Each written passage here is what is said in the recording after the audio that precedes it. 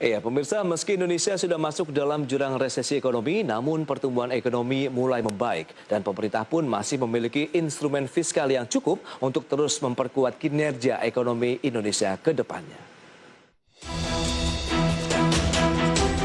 Meski Indonesia secara resmi sudah masuk dalam jurang resesi ekonomi, namun pemerintah tetap menyambut positif perbaikan tren pertumbuhan ekonomi pada kuartal ketiga tahun ini.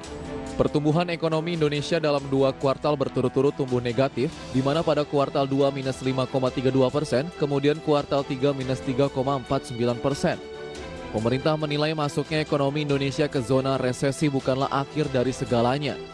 Dalam catatan Badan Pusat Statistik, tren positif masih terlihat dalam pertumbuhan ekonomi bulan Juli hingga September yang tercatat positif 5,05% dibanding 3 bulan sebelumnya.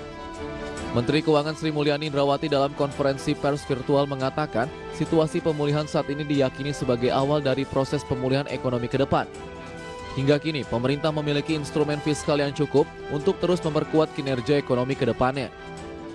Hampir semua sektor mengalami perbaikan atau turning point. Ini artinya di kuartal ketiga ini menunjukkan the worst is over, atau hal yang paling buruk, dampak terburuk dari COVID yang terjadi di kuartal kedua sudah kita lewati dan sekarang kita di dalam tahap pemulihan. Sektor yang terpukul pada triwulan 2 yang telah mengalami perbaikan sangat nyata seperti transportasi dan pergudangan. Sebelumnya, Badan Pusat Statistik menyebut secara tahunan produk domestik bruto tercatat minus 3,49%. Angka ini didorong masih tertekannya sejumlah sektor penyumbang pertumbuhan, namun di sisi lain secara kuartal ke kuartal ekonomi mampu tumbuh 5,05%. Dari Jakarta, Harjo Fatmo, IDX Channel. Baik, pemirsa, kita lanjutkan kembali perbincangan bersama dengan Gemma Guyardi melalui line Zoom. Dan langsung saja kita akan membahas ini.